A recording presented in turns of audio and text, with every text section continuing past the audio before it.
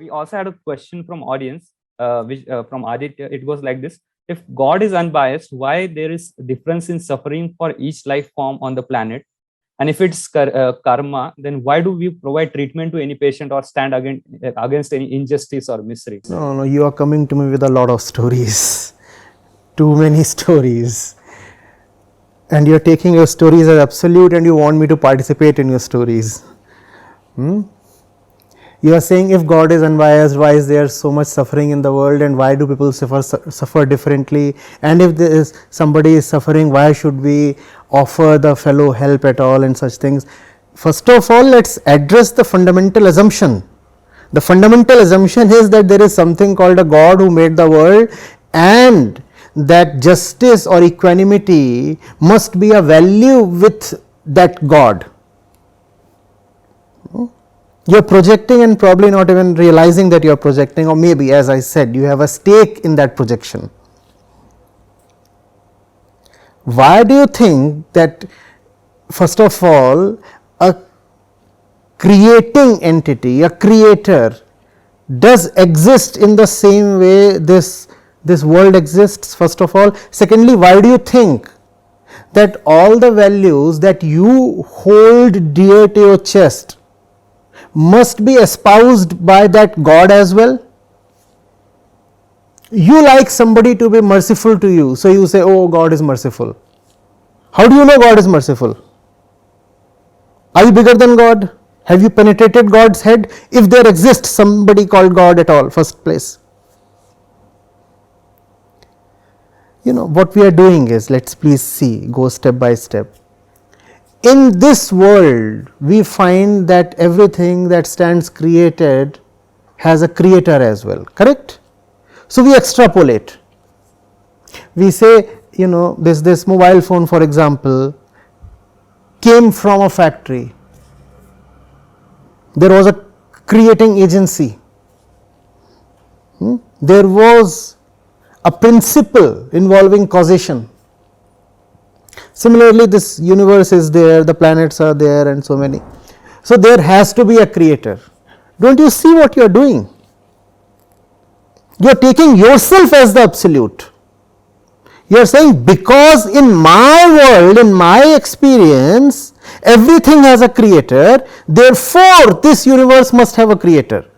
So what is at the core of your argument? You are at the center of your argument. You are saying, it is my experience, and my experience is absolute. Therefore the world must have a creator.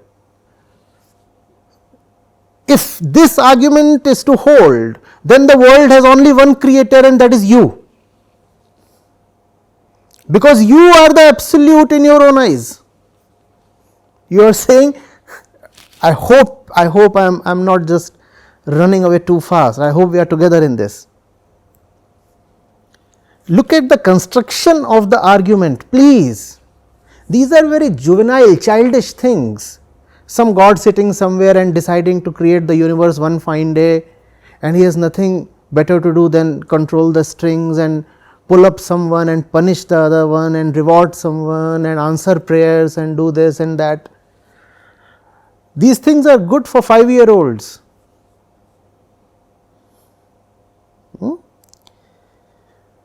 The world as you perceive it is your own creation. The world as you perceive it is your own creation.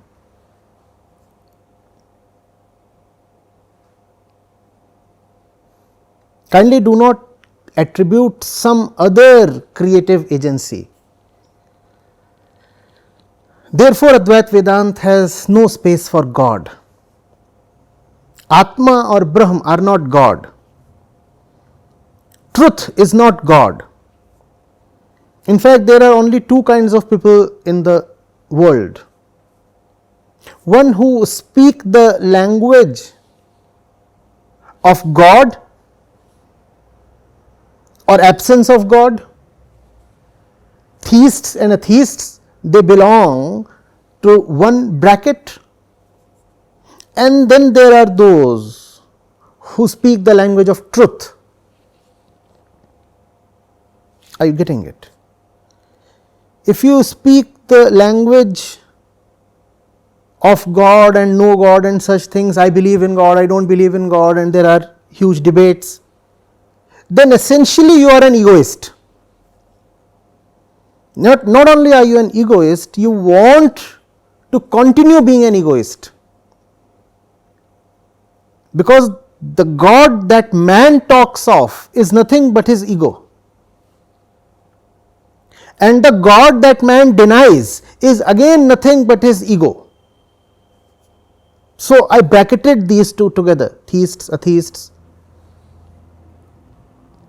And then there are those who want to transcend themselves, who want to go beyond the ego. They say the ego is for sure false.